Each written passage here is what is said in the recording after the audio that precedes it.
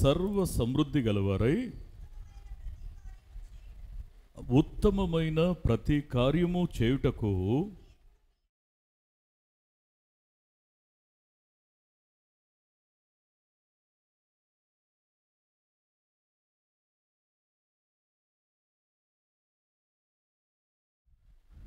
దయగలిగిన వాడా, మహోన్నతుడా, మరొకసారి మీ నమ్మదగిన దీవెనకరమైన ఆశీర్వాదకరమైన పాదాల దగ్గరికి వస్తూ ఉన్నాం మా ప్రభు.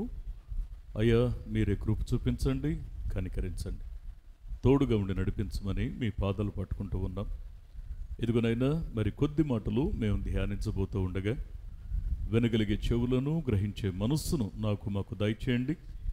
నీ మాటలు వివరించడానికి నేను తగినవాడిని కాదు, నా జ్ఞానం చాలదు. అయ్యా మా ప్రభువా, వాక్యము నీది, మాట్లాడువారు మీరు, ప్రజలు నీవారు, సమయం నీది. ఈ సమయంలో నిలబడుతున్న నీ దాసునిగా అయ్యా నన్ను మా ప్రభు నోటికి బూరగా మాత్రమే వాడుకొని మీరు మాట్లాడనుద్దేశించిన విషయాలు మా అందరితో మాట్లాడమని యేసు నామములో ప్రార్థిస్తున్నాం మా పరమ తండ్రి, ఆమెన్. ఆమెన్. దేవుని వాక్యాన్ని మనం జాగ్రత్తగా అర్థం చేసుకునేటువంటి ప్రయత్నాన్ని మనం చేస్తే, పౌలు భక్తుడు ఏదైనా చెప్పాలి అనుకుంటే భలే ఖచ్చితంగా చెప్తాడు. అంటే పౌలు భక్తుని యొక్క ఆలోచన, మరి శ్రేష్టమైనటువంటి ఆ యొక్క ఉద్దేశం, ఆ తలంపు ఎంత ప్రత్యేకంగా ఉంటుంది అంటే, తాను ఏదైతే చెప్పాలి అనుకున్నాడో దాన్ని ఎదుటి వారి యొక్క గుండెల్లో నాటడం నిజంగా దేవుడు ఆయనకి ఇచ్చిన ఒక వరం. అందుకే ఇక్కడ మాట్లాడుతూ ఏమంటాడంటే, 2 కొరింథీ పత్రిక 9వ అధ్యాయం 8వ వచనాన్ని మళ్ళీ మనం ఒకసారి జాగ్రత్తగా గమనించినట్లయితే, మరియు అన్నిటి యందు ఎల్లప్పుడూ, అంటే కొన్ని విషయాలు మనం ఇక్కడ గమనించాలి. కొన్ని పదాలు వాడుతున్నాడు అంటే ఇక్కడ ఆయన చెప్పనుద్దేశించిన విషయాల్ని ఫోకస్ చేసి, ఎంఫసైజ్ చేసి ఈ మాట చెప్తా ఉన్నాడు. ఇక్కడ వాడుతూ అన్నిటి యందు ఎల్లప్పుడూ మీలో మీరు సమృద్ధి కలిగిన వారిగా ఉండాలి. మీలో మీరు సమృద్ధి కలిగిన వారిగా ఉండాలి. ఇక్కడ ఒక విషయాన్ని మనం గమనించాలి. సమృద్ధి అనగానే మనకేం గుర్తొస్తుందంటే ఆర్థికపరమైనటువంటి సమృద్ధిని గుర్తొస్తుంది. ఏమండి, సమృద్ధి అనగానే జోబులో ఎప్పుడు తడును చూసుకున్నా కానీ డబ్బులు నిండుగా ఉండాలి. సమృద్ధి అంటే ఏం గుర్తొస్తుందంటే నెల నెల అద్దె కట్టే అవసరం లేకుండా సొంత ఇంట్లో ఉండాలి. అవసరం కిందోళ్ళు పైనోళ్ళు మనకు అద్దె ఇవ్వాలి. సమృద్ధి అంటే అర్థం ఏంటంటే, కిందకి దిగ్గానే బైక్ కావాలంటే బైకు, కారు కావాలంటే కారు, ఏదైతే అది వేసుకొని గబుక్కుని బయటకు వెళ్ళాలి, రావాలి. అంటే పౌలు భక్తుని యొక్క బోధలన్నీ చూడండి, ఎప్పుడు కూడా ఆర్థికపరమైన సమృద్ధిని గురించి దేవుడు మిమ్మల్ని దీవిస్తాడు, అందుకు నమ్ముకోండి అని ఎక్కడా చెప్పల. హెబ్రీ పత్రికను కూడా కలిపితే 14 పత్రికలు పౌలు రాశాడు అని మనం నమ్మితే, ఈ 14 పత్రికల్లో కూడా ఆర్థికపరమైనటువంటి సమృద్ధి కోసం యేసు ప్రభువుని నమ్ముకోండి అని ఎక్కడ చెప్పలేదు. ఇప్పుడు ఇక్కడ ఆయన యొక్క ఆలోచన, ఆయన యొక్క తలంపు ఏంటి అంటే, మీలో మీరు సమృద్ధి కలిగిన వారై ఉండాలి అంటే, యోహాను భక్తుడు దీనికి ఒక చక్కని మాట చెప్పాడు. మీరు ఆత్మలో వర్ధిల్లుతూ ఉంటే అన్ని విషయాల్లో వర్ధిల్లుతారు. అంటే దాని అర్థం ఏంటి? టాప్ ప్రయారిటీ ఆత్మీయ జీవితం. మీరు ఆధ్యాత్మికంగా వర్ధిల్లుతున్నారనుకోండి, మీకు ఆహారం కోసం మీరు ఇబ్బంది పడరు, కరువు దేవుడు రానివ్వడు. తర్వాత ఆరోగ్యరీత్యా మీరు మంచిగానే ఉంటారు. మీ పరిస్థితులు మరి కాస్త ఒడిదుడుకులున్న దేవుడు సెటరేట్ చేస్తాడు, మీ యొక్క అవసరాన్ని తీరుస్తాడు. ఇక్కడ అర్థం చేసుకోవాల్సింది ఏంటంటే, అయితే వీటి కోసం కాదు ఆత్మీయ జీవితం, వీటి కోసం కాదు ఆత్మీయ ప్రయాణం. మీరు ఆత్మీయంగా వర్ధిల్లడం అనేటువంటి దాని మీద మీరు ఫోకస్ చేస్తే, నేను యథార్థంగా ఒక మాట, ఒక స్నేహితునిగా మీతో చెప్తున్నాను, ఆత్మీయ జీవితం కోసం మన దృష్టి ఫోకస్ చేస్తే భౌతికమైన విషయాల మీద అసలు మనం మనసు పెట్టం. అందుకే దేవుని యొక్క వాక్యం సెలవిస్తూ ఉన్నటువంటి సత్యం ఏంటి అనంటే, ఆయన యొక్క జీవం కలిగిన మాట ఉంది చూశారు, దాని మీద గురి నిలిపిన వాడు దానితో సరిసమానంగా ఇక ఏ అంశాన్ని కూడా ఎంచడు. అందుకే ఇక్కడ పౌలు భక్తుడు చెప్తున్నటువంటి మాట ఏంటంటే, మరియు అన్నిటి యందు ఎల్లప్పుడూ మీలో మీరు సమృద్ధి, అది కూడా సర్వ సమృద్ధి కలిగి ఉండడం అవసరం. అందుకే ఇక్కడ ఏమంటాడంటే ఉత్తమమైన ప్రతి కార్యము. ఉత్తమమైన ప్రతి కార్యము అంటే మిగతావన్నీ కూడా ఆధ్యాత్మిక అంశం తప్ప మిగతావన్నీ భూమి మీద నిర్వీర్యమైపోతాయి. పదవి కానీ, లేకపోతే ఆస్తిపాస్తులు కానీ, పేరు ప్రతిష్టలు కానీ, సంపాదించి కూడబెట్టుకుంది, ఇవన్నీ కూడా ఇక్కడే పరిమితమైపోతాయి. ఇక్కడే అన్నీ కూడా కనబడకుండా కనుమరుగైపోతాయి. నిలబడేది ఒకే ఒక్కటి, ఏంటి అంటే ఆధ్యాత్మికంగా నువ్వేం దక్కించుకున్నావు, ఆధ్యాత్మికంగా నువ్వేం పొందుకున్నావు, అంతే. అందుకే వాక్యాన్ని మనం జాగ్రత్తగా అర్థం చేసుకుంటే ఒక ఆత్మీయ సూత్రాన్ని గురించి మాట్లాడుతూ యోహాను భక్తుడు ఒక మాట అంటాడు. తను ఏమంటాడంటే నిజంగా మనిషి యొక్క చివరి ఘట్టం ఏంటి? మనిషి యొక్క చివరి ఘట్టం ఏంటి? మరణం కదా. ఆ మరణాన్ని పురస్కరించుకుని ఓ మాట చెప్తూ ఏమంటాడంటే, అయ్యా, మనిషి యొక్క జీవితానికి ఆ ఎండ్ ఒక ప్రత్యేకత ఉంది. ఏంటది అంటే దాన్ని 3 భాగాలుగా విభజిస్తాడు. ఆ 3 భాగాల్లో అక్కడ నెంబర్ 1, 2, 3 ఏంటది అంటే ప్రకటన గ్రంథము 14వ అధ్యాయము 13వ వచనాన్ని ఒక్కసారి మనం చూసినట్లయితే,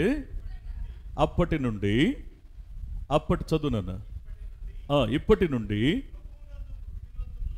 ప్రభువునందు మృతి నొందు మృతులు ధన్యులని వ్రాయమని ఈ పరలోకము నుండి ఒక స్వరము చెప్పగా వింటిని. ఎక్కడి నుంచి వస్తున్న స్వరం అది? మనుషుల యొక్క మాట కాదు, అది దేవుని యొక్క మాట. అప్పుడు పరలోకం నుండి ఒక స్వరం చెప్పడాన్ని నేను విన్నాను. ఏమని చెప్తున్నాడు? ఇప్పటి నుండి ప్రభువునందు మృతి నందు, అంటే చివరి వరకు నువ్వేం సంపాదించుకున్నావు, ఏం పోగొట్టుకున్నావు భౌతికంగా అనే దాని లెక్కలు తీయరు అక్కడ. నీకు వచ్చినటువంటి బెనిఫిట్స్ ఏంటి, నువ్వు సంపాదించుకుంది, నువ్వు దాచుకుంది, నీ పిల్లలకి ఇచ్చింది, ఇవన్నీ లెక్కలు చూడరు అక్కడ. నువ్వు ప్రభువునందు చివరి వరకు నమ్మకంగా ఉండగలిగావా లేదా, అంతే. ఇప్పుడు ప్రభువునందు ఉండగలిగిన తరువాత కలిగేటువంటి ప్రయోజనం ఏంటంటే 3 మాటలు మాట్లాడతాడు. ఒకటి, ప్రభువునందు మృతి నొందు మృతులు, ఇక్కడ ధన్యత దక్కుతుంది. ఇది మొదటి భాగ్యం. మనం ధన్యులమవుతాం. ఎందుకు అంటే నిత్య నరకాగ్నిలో పడేటువంటి వారిని ఏమని పిలవడానికి లేదు? ధన్యులు అని పిలవడానికి లేదు. ధన్యకరమైన జీవితం అయితే వారు నరకానికి వెళ్ళరు. ఇప్పుడు నరకం నుంచి తప్పించబడడం అది ధన్యకరమైన జీవితం. అందుకే ప్రభువు నందు నిలిచి ఉండడం. అందుకే ప్రయాసపడతాం, అందుకే కొన్ని ఓర్చుకుంటాం, అందుకే కొన్ని సహించుకుంటాం, అందుకే కొన్ని సర్దుకుంటాం, అందుకే కొన్నిటి కోసం మనం ఎంతకాలమైనా కనిపెడతాం. అందుకే దేవుని యొక్క చిత్త ప్రకారం, ఆలోచన ప్రకారం, మాట ప్రకారం, వాక్యం ప్రకారం మనస్సును అణుచుకొని ఆయన్ని అనుసరించడానికి ప్రయత్నం చేస్తాం. ఎందుకు అంటే ప్రభువు నందు ఉండాలి. ఎందుకు అంటే ఆ ధన్యకరమైన జీవితాన్ని సంపాదించాలి. ప్రభువు నందు మృతి నందు మృతులు ధన్యులు. చదవండి. ధన్యులని వ్రాయమని పరలోకం నుండి ఒక స్వరం చెప్పడం విన్నాను. నిజమే, వారు తమ ప్రయాసములు మాని విశ్రాంతి పొందుదురు. ఆత్మ చెప్పుచున్న మాట చెవిగలవాడు వినుగాక. చూడండి, నిత్య నరకాగ్నికి నిత్య జీవానికి ఉన్నటువంటి ఆ వేరియేషన్ ఏంటంటే, నరకాన్ని గురించి మాట్లాడుతూ అక్కడ వేదన, యాతన, ఏడ్పు, పండ్లు కొరుకుట, అగ్ని, దుర్వాసన, దుర్గంధం, బాధ ఎంతకాలం? ఉన్నంతకాలం. ఎంతకాలం ఉండాలి? ఎల్లకాలం ఉండాలి. అగ్ని ఆరదు, పురుగు చావదు. కానీ పరలోకాన్ని గురించి ఏమని మాట్లాడాడంటే, ఇంకా ఒక అద్భుతమైన మాటని ప్రకటన గ్రంథంలో 21వ అధ్యాయము 4వ వచనంలో ఆ పరలోకపు వైభవాన్ని గురించి ఒక చిన్న మాట అక్కడ అంటాడు. ఆయన వారి కన్నుల ప్రతి బాష్ప బిందువును తుడిచివేయును, మరణము ఇక ఉండదు, దుఃఖమైనను ఏడ్పైనను వేదన అయినను ఇక ఉండదు. మొదటి సంగతులు గతించిపోయాయి, అయిపోయింది, అంతే. ఎక్కడ దుఃఖం ఉండదో, ఎక్కడ ఏడ్పు ఉండదో, ఎక్కడ వేదన ఉండదో, ఎక్కడ మరణం ఉండదో, దేవుడు నిన్ను నన్ను అక్కడ ఉంచడానికి చేసిన ప్రణాళిక ఇది. ఆత్మీయ జీవితంలో దేవుని యొక్క ఉన్నతమైన ఆలోచన, దేవుని యొక్క ఉన్నతమైన ఉద్దేశం ఏంటి అంటే శ్రేష్టమైన స్థితిలో ఆయన మనల్ని ఉంచాలి. ఇప్పుడు అక్కడ మనల్ని ఉంచాలనుకున్నాడు. అందుకే చూడండి, దానికోసమే ప్రభువు నందు మన ఉనికిని కాపాడుకోవడానికి ప్రయాసపడుతూ ఉంటాం. శరీరం ఆశలు హద్దులు మీరి ప్రవర్తిస్తూ ఉంటే దాన్ని నలగొట్టుకుంటూ ఉంటాం. అంత మాత్రమే కాకుండా ఆవేశాన్ని చంపుకుంటాం, ఆశల్ని చంపుకుంటాం, దేవునికి అయిష్టమైన వాటి జోలికి వెళ్లకుండా కాచుకుంటాం.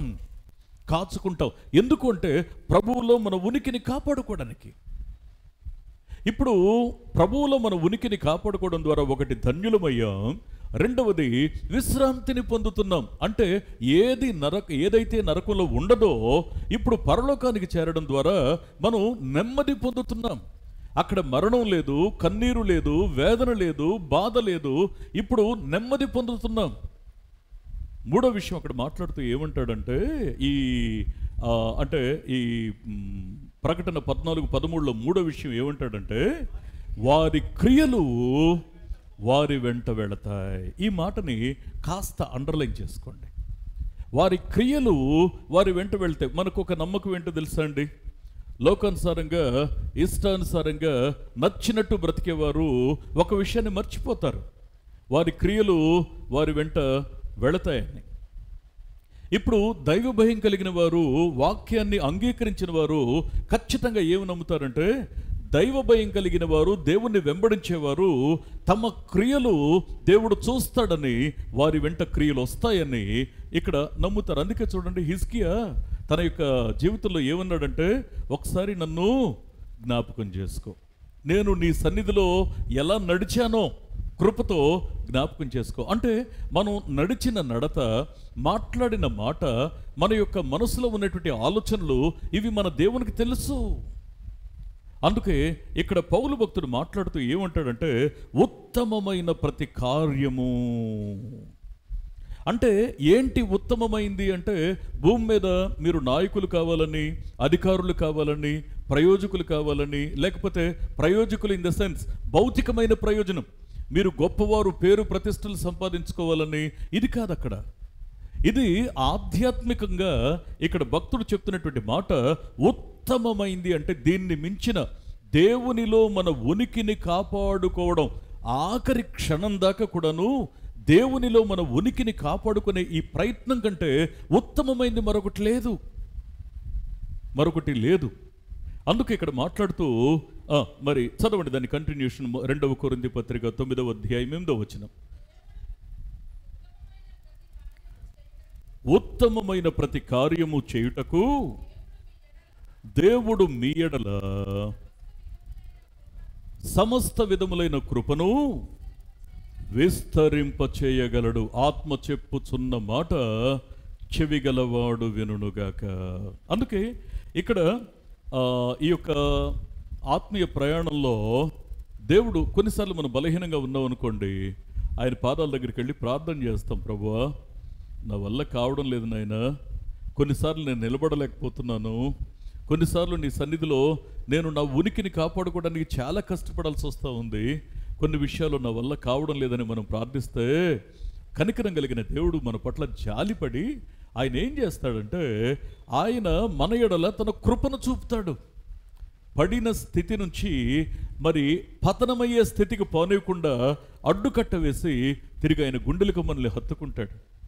ఎన్నిసార్లు దేవుడు మనల్ని క్షమించాడు, ఎన్నిసార్లు దేవుడు మనల్ని మన్నించాడు, ఎన్నిసార్లు తప్పయిందని కొన్నిసార్లు దేవుని దగ్గర చేసిన తప్పును నోరెత్తి చెప్పడానికి కూడా భయపడుతున్న పరిస్థితుల్లో ఎన్నిసార్లు దేవుడు తిరిగి మనం నిలబడడానికి, నిలదొక్కుకోవడానికి ఆయన మనకి తన కృపను చూపించాడు. అందుకే ఇక్కడ వాక్యాన్ని మనం జాగ్రత్తగా అర్థం చేసుకుంటే మనకు ఒక ప్రశ్న ఎదురవుతుంది.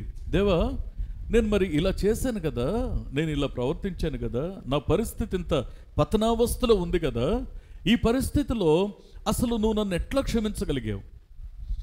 కొన్నిసార్లు మనకే ప్రశ్న, అనుమానం వస్తుంది, దేవా ఈ పరిస్థితిలో కూడా నువ్వు నన్ను క్షమించగలవా? మనల్ని మనం ప్రశ్నించుకుంటాం, ఈ పరిస్థితిలో కూడా దేవుడు మనల్ని సెటరేట్ చేయగలడా, క్షమించగలడా? ఏమండి, ఫిలిప్పీ పత్రికలో ఒక అద్భుతమైన మాటని ఇక్కడ మాట్లాడతాడు. ఫిలిప్పీ పత్రిక 4వ అధ్యాయము 19వ వచనంలో ఓ చక్కని మాటని ఇక్కడ మనం చూసినట్లయితే, కాగా దేవుడు తన ఐశ్వర్యము చొప్పున క్రీస్తు యేసునందు మహిమలో మీ ప్రతి అవసరమును తీర్చును. ఈ మాటని మనం ఏం చేస్తామంటే, మనకి అవసరాలు ఉన్నప్పుడు, మనకు అప్పులు ఉన్నప్పుడు, మనకి సమస్యలు ఉన్నప్పుడు ఈ మాట మనం అప్లై చేసుకుంటూ ఉంటాం. ఐఎమ్ వెరీ సారీ టు సే, ఆధ్యాత్మికంగా అంతకు మించిన విషయం ఈ మాటలో ఉంది. ఆధ్యాత్మికంగా నేను మళ్ళీ చెప్తున్నాను, భౌతికమైన అవసరాలను తీర్చడం కోసం పౌలు ఇక్కడ మాట్లాడలా. అందుకే ఇక్కడ ఫిలిప్పీ పత్రికలో ఈ మాట్లాడినటువంటి అమూల్యమైనటువంటి మాటను మనం జాగ్రత్తగా అర్థం చేసుకునే ప్రయత్నాన్ని మనం చేస్తే, క్రీస్తు యొక్క మహిమ నీ అప్పులు తీర్చడానికో, ఆకలి తీర్చడానికో, లేదా భౌతికమైన అవసరాలు తీర్చడానికి మాత్రమే అయితే అసలు ఆయన భూమి మీద దాకా రావాల్సిన అవసరమే లేదు. ఆయన యొక్క ఉద్దేశం ఏంటంటే, పాపపు సంకెళ్ళ నుండి మనలను విడిపించడం, ఈ పాప సంబంధమైనటువంటి మనసు నుంచి మనల్ని విమోచించడం, పాప సంబంధమైన ప్రయాణం నుంచి మనల్ని పక్కకు తప్పించడం, ప్రక్కకు త్రిప్పడం. అందుకే ఇక్కడ మాట్లాడుతున్న అమూల్యమైన మాట ఏంటంటే, తన ఐశ్వర్యము చొప్పున. అందుకే చూడండి, తన ఐశ్వర్యము చొప్పున అంటే మనం ఎంత సంకుచితంగా ఆలోచిస్తామంటే, I'm very sorry to say, చూడండి, ఆయన ధనవంతుడయ్యుండి మన నిమిత్తము దరిద్రుడాయను అనే మాటని, అంటే మనలను ధనవంతులు చేయడానికంటే ఇట్లా అప్లై చేసుకుంటాం మనం. ఆయన ధనవంతుడై ఉండి మన నిమిత్తము దరిద్రుడయ్యాడు, ఎందుకంటే మనలను ఐశ్వర్యవంతులుగా చేయడానికి. అంటే ఈ మాటని భౌతికంగా అప్లై చేసుకుంటూ ఉంటాం. ఎంత వేదనకరమైనటువంటి విషయం తెలుసా? ఇంకా నీ మనసులో లోకం చావట్ల, లోకాశ చావట్ల, నీ అవసరాలు చావట్ల, లోకం మీద ఉన్న మమకారం చావట్ల, లోకములో ఉన్నటువంటి ఆ యొక్క అంశాల మీద నీ మనసు చావటల్లా అని పరిశుద్ధాత్మ దేవుడు మాట్లాడుతున్నాడు. అందుకే ఆయన మనలను ధనవంతులను చేయడం అని అంటే దాని అర్థం ఏంటంటే, ఆయన ఆధ్యాత్మికమైన దారిద్ర్యంలో మనం బ్రతుకుతున్నాం. ఆధ్యాత్మికమైన ఈ దారిద్ర్యం నుంచి మనలను ఆత్మ సంబంధమైన ఐశ్వర్యంలోకి నడిపించాలనే ఆయన యొక్క కోరికను వాక్యం ఘోషిస్తుంది, ధ్వనిస్తుంది. ఆధ్యాత్మికంగా మనం దరిద్రులుగా బ్రతుకుతూ ఉన్నాం.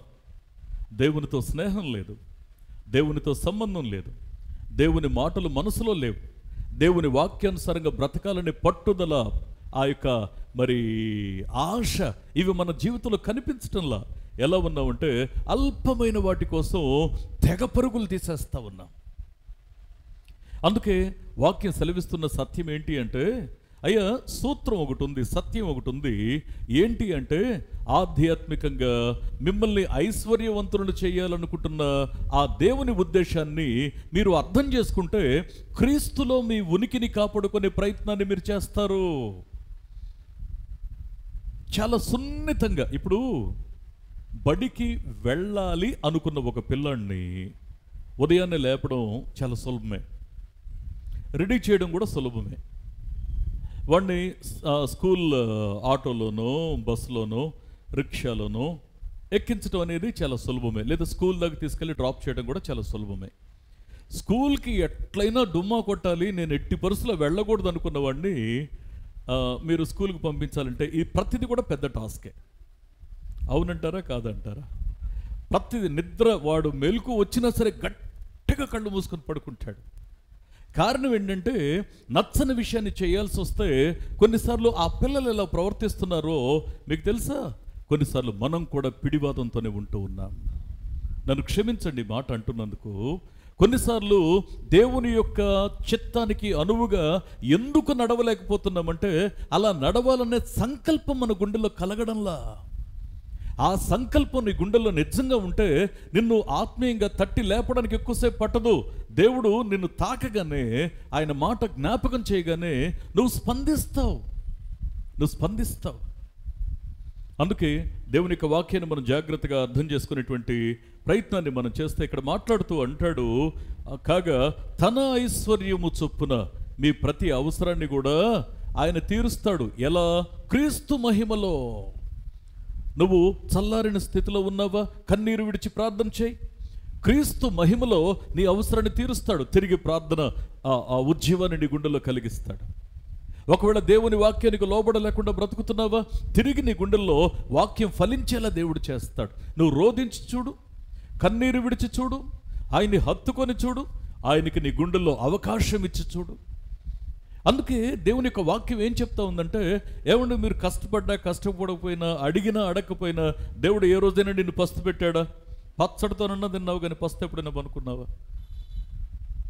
దేవుడు నిన్ను ఎప్పుడు వదిలిపెట్టలా, నిన్ను రోడ్డు మీద నిలబెట్టలా. కనికరం కలిగిన దేవుని యొక్క వాక్యం సెలవిస్తుంది ఏంటంటే, నీ భౌతికమైన విషయాలు నువ్వు ఆలోచించవద్దు. అందుకే యేసుప్రభు అంటాడు, మీరు అడుగక మునిపే మీకు అక్కరగా ఉన్నవేవో మీ పరలోకపు తండ్రికి తెలుసు, ఆయన చూసుకుంటాడు. వాటి గురించి నువ్వు చింతించొద్దు. ఒకవేళ వాటి గురించే నువ్వు చింతించడం ప్రారంభిస్తే నువ్వు ఐహిక విచారంలోకి వస్తావు. అది ముళ్ళ తుప్పలలో విత్తబడినటువంటి ఆ యొక్క విత్తనంలా మన జీవితం అణిచివేయబడుతూ ఉంటుంది, ఇక ఎదగం. అందుకే దేవుని యొక్క వాక్యాన్ని మనం జాగ్రత్తగా అర్థం చేసుకునేటువంటి ప్రయత్నాన్ని మనం చేస్తే, ఇక్కడ మీ గమనానికి నేను ఒక చక్కని మాట తీసుకొస్తాను. అసలు మన యొక్క ఆత్మీయ జీవితంలో ఈ ప్రయాణం చేస్తూ ఉన్నప్పుడు మనకు కూడా అవసరాలు ఉంటాయండి, అక్కర్లు ఉంటాయి, సమస్యలు ఉంటాయి, కుటుంబాలు ఉంటాయి, బాధ్యతలు ఉంటాయి. అయితే పౌలు భక్తుడు ఒక అద్భుతమైన మాట అంటాడు. ఎఫెసీ సంఘంతో మాట్లాడేటప్పుడు 3వ అధ్యాయము, ఎఫెసీ పత్రిక 3వ అధ్యాయము 2వ వచనాన్ని ఎంత అద్భుతంగా ఇక్కడ మాట్లాడతాడంటే, చూడండి, మీ కొరకు నాకు అనుగ్రహించబడిన దేవుని కృప విషయమైన ఏర్పాటును గూర్చి మీరు విని ఉన్నారు. ఆత్మ చెప్పుచున్న మాట చెవిగలవాడు వినుగాక. ఇక్కడ పౌలు భక్తుడు ఏమంటాడంటే, మీ కొరకు నాకు అనుగ్రహించబడిన దేవుని కృప విషయమైన అంటూ ఆ చివర ఒక మాట ఏమంటాడంటే, ఏర్పాటును గూర్చి అంటాడు. నిజంగా మన జీవితంలో కూడా మనకి కుటుంబాన్ని అప్పగించిన దేవుడు కుటుంబాన్ని పోషించే రెస్పాన్సిబిలిటీ నీకు ఇచ్చి ఊరుకుంటాడా? పోషించే శక్తిని కూడా ఇస్తాడు కదా. నీ అవసరాన్ని చూసే దేవుడు, నీ అక్కర్ను చూసే దేవుడు, కష్టకాలంలో, కరువు కాలంలో కూడా భక్తి నిష్ట చెడకుండా నువ్వు బ్రతకడానికి ప్రతిష్ఠించుకుంటే దేవుడు తర్వాతి తరానికి కూడా నిన్నొక సాధనంగా, సాక్షిగా నిలబెట్టుకుంటాడు కదా. భక్తి నిష్ట చెదరకుండా నిన్ను నువ్వు కాపాడుకోగలగడానికి ఆశ కావాలిగా. ముందు ఆశ అంటూ ఉంటేనే కదా ప్రయత్నం చేసేది. దేవుని యొక్క వాక్యాన్ని మనం జాగ్రత్తగా అర్థం చేసుకునే ప్రయత్నాన్ని మనం చేస్తే, ఇక్కడ భక్తుడు ఏమంటాడంటే, అయ్యా ఒక ఏర్పాటు ఉంది, ఇది దేవుని ద్వారా అప్పగించబడింది. ఏంటి అంటే, ఎఫెసీ సంఘంతో మాట్లాడుతూ మీ విషయాన్ని గూర్చిన ఒక రెస్పాన్సిబిలిటీ దేవుడు నాకు అప్పగించాడు, ఇది నా విషయంలో ఉన్న ఏర్పాటు, ఇది మీకు తెలుసు అంటాడు. కాబట్టి దేవుడు నీకు ఏ బాధ్యత అప్పగించాడో ఆ బాధ్యతలు ఫుల్ఫిల్ చేయడానికి నీకు శక్తినివ్వడా? నీకు ప్రాణమిచ్చి, రూపమిచ్చి, జన్మనిచ్చి, నీకు ఒక కుటుంబం ఇచ్చి, ఆయన నిన్ను పోషిస్తూ నడిపిస్తూ ఇంత చేసిన వాడు, ఆయన నీ యొక్క భవిష్యత్తులో చివరి వరకు చేయి పట్టి నడిపించే విషయంలో ఎక్కడైనా అపనమ్మకంగా ఉంటాడా?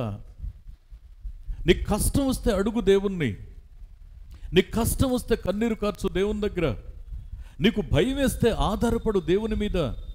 నీ గుండెల్లో ఏదైనా ఇబ్బంది కలిగితే నీ మనసులో ఉన్నదంతా ఆ గుట్టును దేవుని దగ్గర రహస్యంగా నువ్వు చెప్పుకో, తప్పులేదు.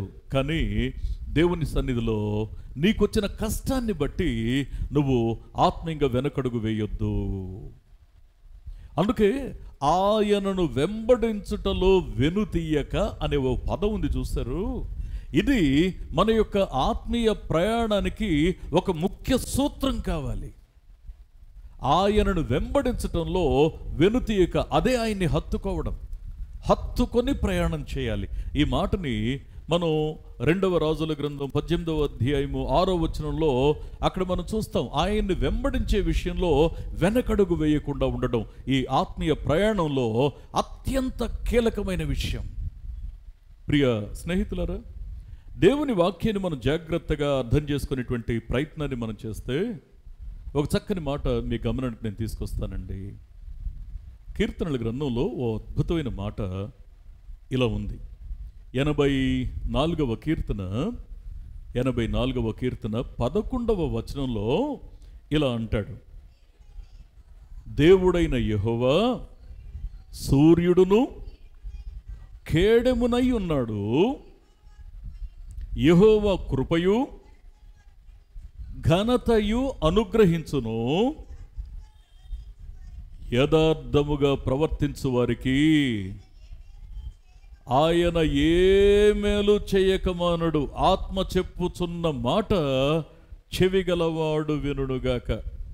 జీవితంలో నువ్వు చల్లగా ఉండాలంటే ఒకే పదం చెప్తున్నాను. చల్లగా అంటే అన్ని సౌఖ్యంగా ఉండాలి, అన్ని సంతృప్తిగా ఉండాలి. మొన్న కొన్ని వారాలు మనం ఒక వచనాన్ని మనం ధ్యానం చేశాం.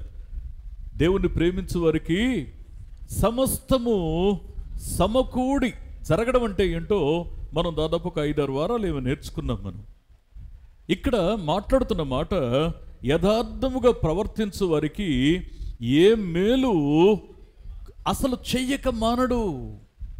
అసలు ప్రశ్న ఏంటి అంటే, అసలు నిజమైన మేలు అంటే ఏంటి? దేవుని ద్వారా ఒక సామాన్యమైనటువంటి ఒక మానవుడు, ఒక పురుషుడే కానీ, స్త్రీయే కానీ, యవనస్తులే కానీ, పెద్దవారే కానీ, దేవుని దగ్గర నుంచి ఒక మానవుడు పొందే అసలైన మేలు, శ్రేష్టమైన మేలు అంటే ఏంటి? ఒకవేళ ఈ యొక్క మెసేజ్కి ఒక టైటిల్ పెట్టాలి అంటే నిజమైన మేలు అని టైటిల్ పెట్టాలి. నిజమైన మేలు అంటే ఏంటి? Question mark. నిజంగా దేవుని దగ్గర నుంచి మనం పొందే ఆ మేలేంటి అంటే, ఇక్కడ మీకు ఒక ఆశీర్వాదకరమైన ఓ తలంపును మీ గమనానికి తెస్తాను. నెంబర్ 1, అసలు మానవుడు దేవుని దగ్గర పొందుకునేటువంటి శ్రేష్టమైన మేలు ఏంటి అంటే, హెబ్రీ పత్రిక, మొదటి విషయం చెప్తున్నాను. హెబ్రీ పత్రిక 7వ అధ్యాయము 25వ వచనాన్ని ఒక్కసారి మనం చూసినట్లయితే, ఈయన తన ద్వారా దేవుని యొద్దకు వచ్చువారి పక్షమున విజ్ఞాపనము చేయుటకు నిరంతరము జీవించుచున్నాడు గనుక వారిని సంపూర్ణముగా రక్షించుటకు శక్తిమంతుడై ఉన్నాడు. ఆత్మ చెప్పుచున్న మాట చెవిగలవాడు వినుగాక. మొదటి విషయం ఏంటో తెలుసా? ఆయన సంపూర్ణముగా రక్షించుటకు శక్తిమంతుడు. ఎలాంటి దేవుని నువ్వు నేను కలుగున్నామో తెలుసా? అసలు ఒక మనిషి, మానవ మాత్రుడు మహోన్నతుడైన దేవుని దగ్గర నుంచి పొందే అతి శ్రేష్టమైన మేలు ఏదైనా ఉందంటే రక్షించబడడం. అందుకే ఇక్కడ మాట్లాడుతున్న ఈ యొక్క దీవెనకరమైన మాట ఏమని సెలవిస్తూ ఉందంటే, ఆయన తన ద్వారా దేవుని యొద్దకు వచ్చువారి పక్షంగా ఆయన కేవలం విజ్ఞాపన చేయడం మాత్రమే కాదట, సంపూర్ణముగా రక్షించుటకు ఆయన శక్తిమంతుడు, రక్షించే దేవుడు ఆయన. ఇది నిజమైన మేలు, రక్షించబడడం ఇది నిజమైన మేలు. రెండవది, దేవుడు మన జీవితంలో ఆయన నిజమైన మేలు అనుగ్రహించడం అంటే, లేదా నిజమైన మేలు దేవుని దగ్గర నుంచి మనం పొందడం అంటే అదేంటి అంటే, ఇక్కడ యూదా పత్రిక ఈ యూదా పత్రికలో 1వ అధ్యాయం ఉంటుంది. అక్కడ 24, 25 వచనాలు కలిసి ఉంటాయి. దాని ప్రారంభ భాగంలోనే ఓ మాట మనం చూస్తాం. తొట్టిల్లకుండా మిమ్మును కాపాడుటకును ఆత్మ చెప్పుచున్న మాట చెవిగలవాడు వినుగాక. నిజమైన మేలు ఏంటి అంటే, తెలిసి తెలియక తడబడుతూ పడుతూ లేస్తూ ఉన్న మన జీవితాల్లో దేవుడు మనల్ని తొట్టిల్లకుండా కాపాడుతూ సంరక్షిస్తూ మనల్ని ముందుకు నడిపిస్తూ ఉన్నాడే, ఆ దేవుని యొక్క నడిపింపును బట్టి నిజంగా మన జీవితంలో ఆయన సంరక్షణను బట్టి నిజమైన మేలు మనం పొందుకుంటున్నాం. భూమి మీద ఉన్న ఏ మేలుతో కూడా దీన్ని పోల్చడానికి వీల్లేదు. ఒకటి రక్షించబడడం, మొదటిది ఏంటట? రక్షించబడడం మేలు, నిజమైన మేలు. రెండవది ఏంటంట? తొట్టిల్లకుండా ఉండగలగడం, దేవునిని బట్టి తొట్టిల్లకుండా కాపాడబడడం. ఇది రెండవ అంశం, నిజమైన మేలు. మూడవ విషయాన్ని ఇక్కడ మాట్లాడుతూ ఏమంటాడంటే, హెబ్రీ పత్రిక 2వ అధ్యాయము 18వ వచనాన్ని ఒక్కసారి మనం చూసినట్లయితే, తాను శోధింపబడి శ్రమ పొందెను గనుక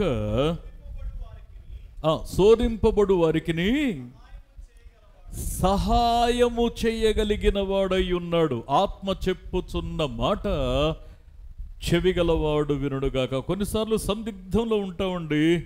చేయాలా వద్దా, మాట్లాడాలా వద్దా, అడుగు ముందుకు వేయాలా వద్దా, నేను ఈ టైంలో ఏ నిర్ణయం తీసుకోవాలి, కొంత శోధనకు గురవుతున్నటువంటి సందిగ్ధావస్థలో అలాంటప్పుడు దేవుని చేత సహాయాన్ని పొందగలగడం నిజమైన మేలు. ఒకవేళ మన అప్పులు అలాగే ఉండొచ్చు, కాస్త అనారోగ్యం కూడా ఉండొచ్చు, లేకపోతే ఇబ్బందులు, నిందించేవారు మన జీవితంలో ఉంటే ఉండొచ్చు. ఈ విషయాలని ప్రక్కన పెట్టండి. జీవితంలో ఇవన్నీ కూడా ఓ భాగం, వాటి గురించి పెద్ద ఖాతరు చేయొద్దు. నువ్వు కావాలనుకున్నా శాశ్వతంగా అవి నీకు ఉండవు, నువ్వు వద్దనుకున్నా నిన్ను విడిచిపెట్టి వెళ్ళవు. ఇవన్నీ కామన్ అవి. కానీ ఇలాంటి పరిస్థితుల్లో ఒక మంచి మేలు, నిజమైన మేలు ఏంటి అంటే దేవుని చేత సహాయాన్ని పొందగలగడం. శోధన కాలంలో తడబడుతున్నప్పుడు పడి పతనం కాకుండా కాపాడబడడం అనేది నిజమైన మేలు. అందుకే దేవుని యొక్క సన్నిధి నుంచి మనం పొందే మేళ్ళు, నెంబర్ 1 రక్షించబడడం, రెండవది తొట్టిల్లకుండా కాపాడబడడం, మూడవది శోధనలో సహాయాన్ని పొందడం, నాలుగవది ఏంటి అంటే ఇక్కడ రోమపత్రిక నుంచి పౌలు భక్తుడు రోమ సంఘానికి ఈ మాటను వెల్లడి చేస్తూ రోమపత్రిక 14వ అధ్యాయం 4వ వచనాన్ని ఒకసారి మనం చూసినట్లయితే, ఏలయనగా దేవుడు అతనిని చేర్చుకొనెను, నరుని సేవకునికి పరుని సేవకునికి తీర్పు తీర్చుటకు నీవెవడవు? అతడు నిలిచియుండుట అయినను పడియుండుట అయినను అతని సొంత యజమానుని పనియే. అతడు నిలుచును, ప్రభువు అతనిని నిలబెట్టుటకు శక్తి గలవాడు. చప్పట్లు కొడుతూ దేవుని మహింపరుద్దాం ఒకసారి.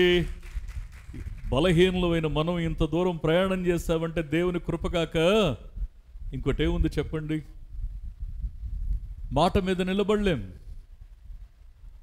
నాగటి మీద చేతిని నమ్మకంగా ఉంచలేం, మనసును నిగ్రహించుకొని కొన్ని విషయాల్ని అధిగమించలేం, కొన్నిటి మీద మనసును చంపుకోలేం. ఇటువంటి పరిస్థితుల్లో నిజంగా మనం ఎప్పుడో పడిపోతాం అనుకున్నాం. నిజంగా చాలాసార్లు నేను అడుగు ముందుకు వేస్తున్నాను, అసలు నేను నిలబడతానా పడిపోతానని భయపడిన సందర్భాలు కూడా ఉన్నాయి. కానీ ఇన్ని సంవత్సరాల సుదీర్ఘ ప్రయాణంలో నిజంగా మనం నిలబడ్డాము అంటే ఆ గొప్పతనం మనలను నిలబెట్టిన దేవునిదే. చప్పట్లు కొడుతూ దేవుని మహింపరుద్దాం ఒకసారి. దేవుని యొక్క వాక్యం సెలవిస్తున్న సత్యం ఏంటి అంటే ఆయన మనలను నిలబెట్టే దేవుడు, నిలబెట్టుటకు శక్తి కలిగిన వాడు. అందుకే దేవుని వాక్యాన్ని మనం జాగ్రత్తగా అర్థం చేసుకునేటువంటి ప్రయత్నాన్ని మనం సరిగ్గా మనం చేసినట్లయితే ఇక్కడ ఇంకొక అద్భుతమైన మాట అంటాడు. అదే 5వది రోమపత్రిక 4వ అధ్యాయము 21వ వచనాన్ని మనం చూసినట్లయితే, దేవుని మహిమపరచి ఆయన వాగ్దానము చేసిన దానిని నెరవేర్చుటకు సమర్థుడు అని రూఢిగా విశ్వసించి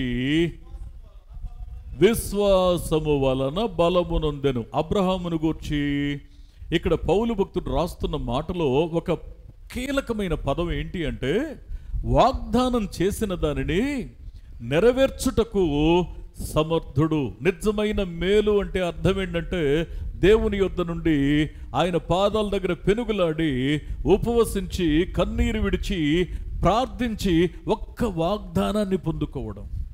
వాగ్దానం పొందడం అంటే, నేను మళ్ళీ మీకు జ్ఞాపకం చేస్తున్నాను, డిసెంబర్ 31 కార్డులు తీస్తారు చూసారండి, అదేదో మీ తృప్తి కోసం తీస్తున్నారు. కానీ అసలు వాగ్దానం అంటే ఉపవాసం ఉండి కన్నీరు విడిచి దేవుని యొక్క పాదాల దగ్గర కడుపు కట్టుకొని నిష్ఠ కలిగి భక్తి కలిగి ఎప్పుడైతే ప్రార్థిస్తామో అప్పుడు దేవుని ద్వారా అనుగ్రహించబడే ఆ వాగ్దానమే నిజమైన వాగ్దానం. అందుకే దేవుని యొక్క వాక్యం సెలవిస్తూ ఉన్నటువంటి సత్యం ఏంటి అంటే, అయ్యా నిజమైన మేలు అంటే ఏంటి అనంటే దేవుని ద్వారా వాగ్దానమును పొందడం. దేవుని ద్వారా వాగ్దానమును పొందడం. చూడండి, మొట్టమొదటి విషయం నిజమైన మేలేంటి? రక్షించబడడం. రెండవది తొట్టిల్లకుండా దేవుని చేత కాపాడబడడం నిజమైన మేలు. మూడవది శోధనలో దేవుని ద్వారా సహాయాన్ని పొందడం. నాలుగవది స్పష్టంగా చెప్పండి, ఆయన నిలబెట్టడానికి శక్తి కలిగిన దేవుడు. అంటే ఆయనను బట్టి నిలిచి ఉండే భాగ్యాన్ని మనం దక్కించుకోగలగడం అనేది అది మరి అత్యంత విలువైన అమూల్యమైనటువంటి అంశం. ఐదవది వాగ్దానము. ఆయన ద్వారా వాగ్దానమును పొందడం అనేది అది అత్యంత నిజమైన మేలు. వాగ్దానం పొందడం నిజమైన మేలు. దేవుణ్ణి నమ్మదగిన వాడు. అందరూ భక్తులందరూ అది రుచి చూశారు. ఆ మాటల్నే దీంట్లో పదే పదే పదే వారు వెల్లడించారు. ఫైన్, వాగ్దానం పొందడం ఐదవది. ఆరవది ఏంటి అంటే, ఇక్కడ ఇంకో మాట మీకు జ్ఞాపకం చేస్తున్నాను. అపోస్తుల కార్యముల గ్రంథము 20వ అధ్యాయము 32వ వచనాన్ని ఒక్కసారి మనం చూసినట్లయితే, ఇప్పుడు దేవునికిని ఆయన కృపా వాక్యమునకును మిమ్మును అప్పగించుచున్నాను. ఆయన మీకు క్షేమాభివృద్ధి కలుగు చేయుటకును పరిశుద్ధపరచబడిన వారి అందరిలో స్వాస్థ్యము అనుగ్రహించుటకును ఆయన శక్తిమంతుడు. గట్టిగా చప్పట్లు కొడుతూ దేవుని మహింపరుద్దాం ఒకసారి. దేవుని యొక్క వాక్యం సెలవిస్తున్న సత్యం ఏంటో తెలుసండి, మానవుడు దేవుని అనుగ్రహాన్ని బట్టి, దేవుని చిత్తాన్ని బట్టి, దేవుని కృపను బట్టి, అంటే ఇది మన వల్ల కలిగేది కాదు, ఆయన అనుగ్రహించేదే. ఏమంటాడంటే, రక్షించబడిన వారి జీవితాల్లో ఏ స్వాస్థ్యమైతే దేవుడు ఇవ్వనుద్దేశించాడో ఆ స్వాస్థ్యము మన ఒడిలో పడడం నిజమైన మేలు. దేవుడు అనుగ్రహించేటువంటి స్వాస్థ్యము, దేవుడు అనుగ్రహించబోయేటువంటి స్వాస్థ్యము, అది దక్కడమే నిజమైన మేలు. అందుకే నేను అంటాను, యేసు ప్రభు ఒక ఉపమానం చెప్తూ, అయ్యా భూమి మీద అందరూ ప్రేమించే జీవితం ఒకటి ఉంది, అందరూ మరి తృణీకరించేది, అసహించుకునేది ఒక జీవితం ఉంది. ఏంటి అంటే, తృణీకరించి ఛేదరించుకునే జీవితం ఏమో పేదరికం. దానికి ఆ క్యారెక్టర్కి ఒక పేరు లాజరు అని పెట్టాడు. అందరూ కోరుకొని ప్రయాసపడేటువంటి జీవితమేమో ఆ జీవితానికి ఒక పేరు పెట్టాడు ధనవంతుడు అన్నాడు. వారి యొక్క డెస్టినేషన్స్ చాలా భిన్నంగా ఉన్నాయి. అందుకే దేవుని యొక్క వాక్యం సెలవిస్తున్న సత్యం ఏంటి అంటే, భూమి మీద కావాల్సినంత ఐశ్వర్యం కలిగిన వాడేమో అక్కడ నరకంలో యాతన పడుచు ఒక్క చుక్క నీరు పర్మిషన్ ఇవ్వయ్యా, తట్టుకోలేకపోతున్నాను యాతన అని అడుగుతున్నాడు. భూమి మీద కష్టాలు పడ్డవాడేమో నెమ్మది పొందుతున్నాడు అని ఇక్కడ సాక్షాత్తు యేసు క్రీస్తు ప్రభువారు ఈ సత్యాన్ని వెల్లడి చేయడానికి ఈ ఉపమానాన్ని చెప్పారు. అందుకే దేవుని యొక్క వాక్యాన్ని మనం జాగ్రత్తగా అర్థం చేసుకుంటే, ఎందుకు భక్తి కలిగి ఉన్నామో తెలుసా, ఎందుకు రక్షించబడాలని తాపత్రయపడ్డామో తెలుసా, ఎందుకు దేవుని వాక్యానికి గుండెల్లో చోటిచ్చామో తెలుసా, ఎందుకు ఆయన వరకు కష్టంలోను, శ్రమలోను, బాధలోను ఆయన కోసం సవాలుకరంగా జీవించాలని ప్రతిష్ఠించుకున్నామో తెలుసా? దేనికోసము అనంటే ఆయన అనుగ్రహించబోయే ఆ స్వాస్థ్యము కోసం.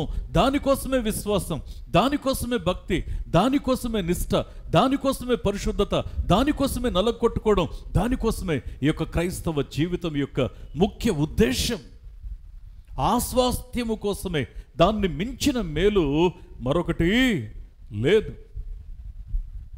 తర్వాత చివరిగా ఇంకొక మాట మీకు జ్ఞాపకం చేస్తానయ్యా. నేను భూమి మీద ఉన్నప్పుడు రకరకాలుగా బతికేశాను కదా. నా బ్రతుకంతా కూడా కొన్నిసార్లు నా గురించి నేను ఆలోచించుకుంటే వచ్చి ఇలా బ్రతికానా. కొంతమందిని రోడ్ల మీద మనం చూస్తూ ఉన్నప్పుడు మన గతం కనబడుతూ ఉంటుంది. మన చుట్టూ వేరే వాళ్ళు ఉంటారు, మనల్ని గౌరవించే వాళ్ళు ఉంటారు, కాబట్టి వారి ముందు మనల గురించి మనం చెప్పలేం. కానీ మన యొక్క బ్రతుకులో ఎట్లా ఉంటామంటే వారిని చూడగానే ఇంత దుర్భరంగా బ్రతికాను నేను అనేటువంటి భావన కొన్నిసార్లు కొందరిని చూస్తే లేదా కొన్నిటిని తలస్తే మన గతాన్ని తలుచుకొని మన మీద మనకే ఒక రకమైన ఏవగింపు కలుగుతుంది. అయితే అయ్యా, ఇలాంటి నేను ఆయన స్వాస్థ్యాన్ని పొంది ఆయనతో కలిసి బ్రతకడం అనేది సాధ్యమేనా? ఇది నాకు దక్కే భాగ్యమేనా? నేను కూడా దీనికి ఎలిజిబులేనా అంటే, ఏడవది నిజమైన మేలు అంటే ఏంటో తెలుసా అండి? నిజమైన మేలు ఇక్కడ ఆ ఫిలిప్పీ పత్రిక 3వ అధ్యాయము 21వ వచనాన్ని ఒక్కసారి మనం చదివినట్లయితే, సమస్తమును తనకు లోబరుచుకున్న జాలిన శక్తిని బట్టి ఆయన మన దీన శరీరమును తన మహిమ గల శరీరమునకు సమరూపము గలదానిగా మార్చును. గట్టిగా చప్పట్లు కొడుతూ దేవుని మహింపరుద్దాం ఒకసారి. మన దీన శరీరమును తన మహిమ గల శరీరమునకు సమరూపము గలదానిగా మార్చడం. ఇంతకు మించిన మేలు భూమి మీద మీరు ఒక్కటైనా చెప్పగలరా?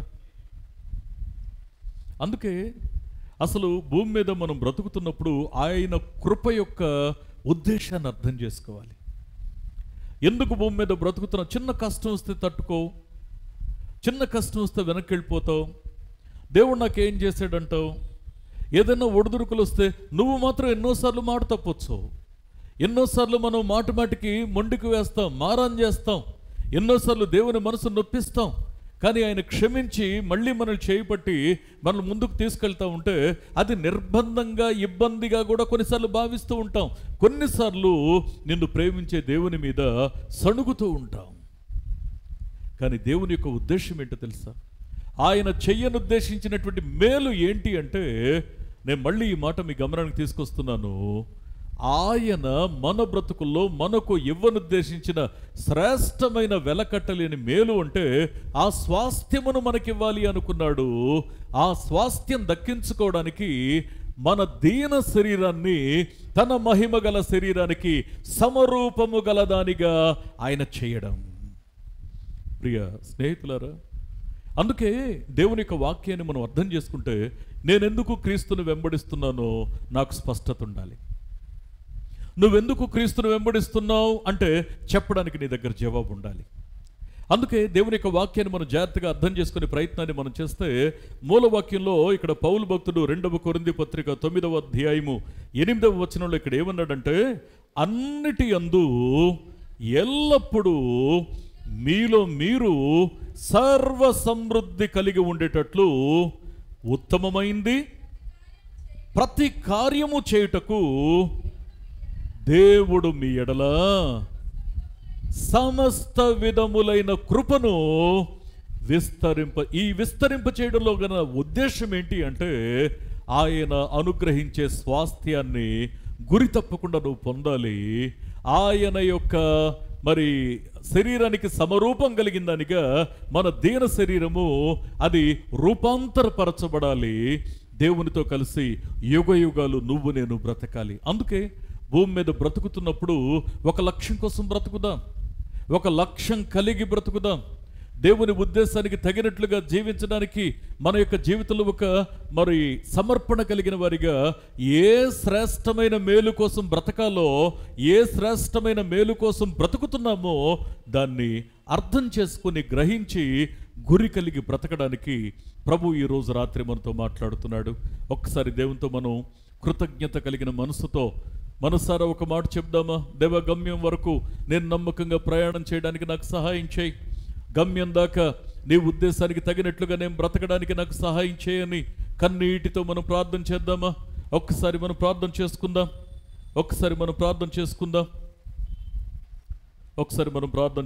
దేవుని యొక్క సన్నిధిలో అందరం కలిసి ప్రార్థన చేద్దాం. దేవుని యొక్క ఆశీర్వాదకరమైన కృప మనకు తోడుగా ఉండేటట్లు ప్రతి ఒక్కరం కూడా కలిసి ఈ టైంలో ఎవరికి వారు మనం ప్రార్థన చేసుకోవడానికి మన మనసులను సిద్ధం చేసుకుందాం. ప్రతి ఒక్కరం కూడా మనం ప్రార్థన చేద్దాం. ఏమాత్రం తడవు చేయొద్దు.